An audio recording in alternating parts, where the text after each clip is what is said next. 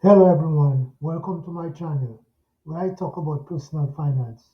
Today I'm going to talk about Roth IRA mistakes that can cost you money, contributing over the limit. Let's get into the video. Contributing over the limit.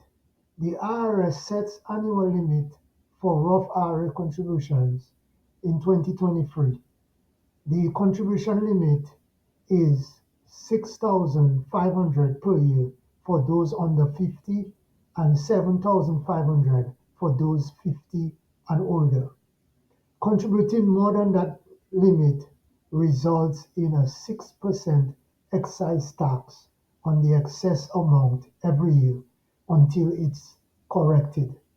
This can add up quickly and eat into your retirement savings. So how to avoid that? Regularly check your contributions balance to ensure you haven't exceeded the limit.